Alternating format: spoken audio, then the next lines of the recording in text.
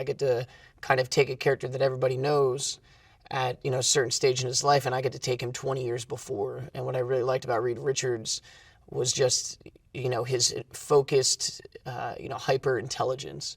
I think whenever you're the smartest person in the room, you know, that's a great asset to have. That's a lot of power.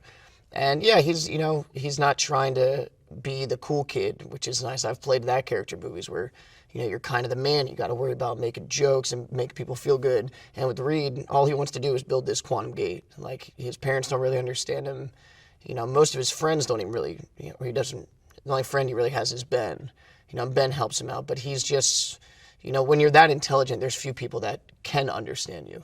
And so I just liked playing somebody, you know, maybe a little more, you know, inside themselves than, you know, than some other characters that I've played. It is the four of us, and not one single person can do everything by themselves. We don't have this, you know, unless you're Doom, who is really just like the most powerful, I think, of all of the, you know, superheroes and all of the, you know, villains. We all kind of need each other. I can stretch, I can, you know, shape shift and this and that, but I also need a force field from time to time. And there is this, you know, intrinsic kind of codependence that happens from that.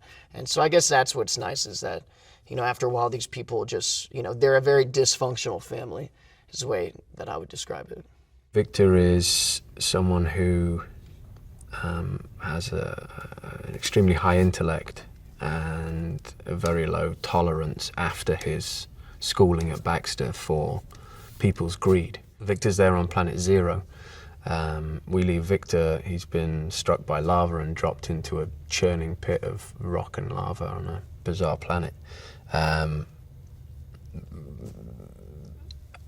Victor gets powers. Victor starts to understand elements. It's based in science. It's science turned magic, which almost is what it always was. You know, it was that element of magic. So Victor sees this as a great opportunity. And honestly, just playing a character that, you know, I've been in love with for a really long time. So the Human Torch is, like, for me, one of the, you know, it's my one. He doesn't take himself too seriously. You know, he's very passionate about his life. You know, he's very, you know, optimistic. You know, he just wants to be taken seriously, I think. He wants to be taken seriously, but he has a lighthearted nature about himself. So it's kind of like it's a balance. You can never really have Johnny figured out, you know, because I think he's still figuring it out as he goes along. And I think that's the fun part of playing him. And then, you know, having a sister and the dynamic between the four, you know, with Ben and Reed, it's a really cool dynamic to play on. I want people to see something new and fresh, and you know, have people fall in love with something that they didn't know they were going to fall in love with. I think those are the best ones, when you just didn't know what you were going to get. Like, wow, I wasn't expecting that, but I like it. And I think that's what I'm shooting for.